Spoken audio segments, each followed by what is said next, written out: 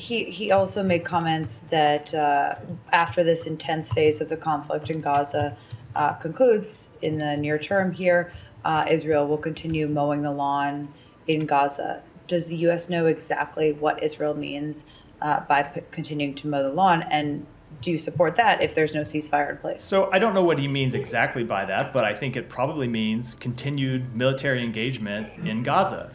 And for us, that's just a recipe for continued conflict, continued instability, and continued insecurity for Israel.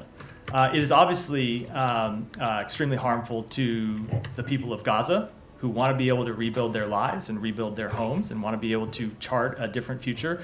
But we think continued military action in Gaza just makes Israel weaker, makes it harder to achieve a resolution in the north. It adds to instability in the West Bank. It makes it harder for Israel to normalize relations with its neighbors.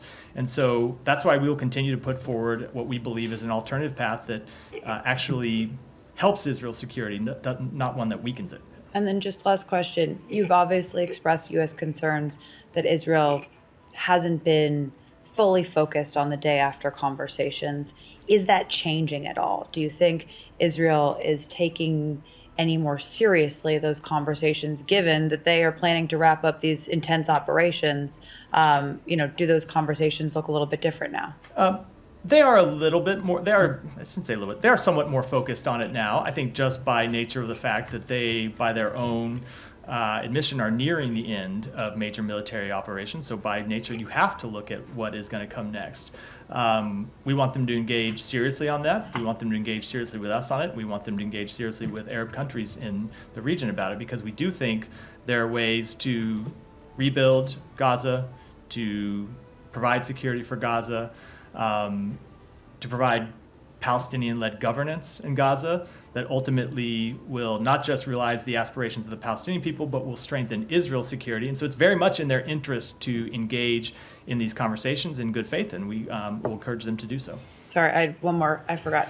Okay. There are these reports of increased looting and gangs in Gaza, and I wonder who the United States thinks the onus is on to try and drive that down. I mean, is it the IDF that should be creating more law and order? Is there a body that can do that? Like, how do you tackle that problem? So that is an incredibly difficult question, obviously, because it goes to the heart of what comes next. Who provides security for the people of Gaza who just want to go about their daily lives? Mm-hmm. And right now, in the places where Israel has conducted military operations, but no longer is there on the ground, you do see this anarchy, and you see Hamas in some cases reasserting control, which is obviously something that is incredibly dangerous for Israel. It's incredibly dangerous for the Palestinian people. Just look at the ramifications of the war that Hamas launched on October 7th. They've been, no one has suffered more than the Palestinian people from that decision. So that said, we don't want to see Israel occupy and have Israel soldiers providing security, because we think that just increases tension. It's not going to make Israel safer. It's certainly not going to benefit the Palestinian people. So we are working on proposals with our partners in the region. I don't want to detail them here for, I think, obvious reasons. We'll keep those conversations down, but it's a very important question that we are working quite hard on answering. And those proposals might have to go into effect even if a ceasefire is not yet in effect. I just wouldn't want to speculate. We want to get a ceasefire. We want to work on the day after things. Obviously, we would hope that they would align.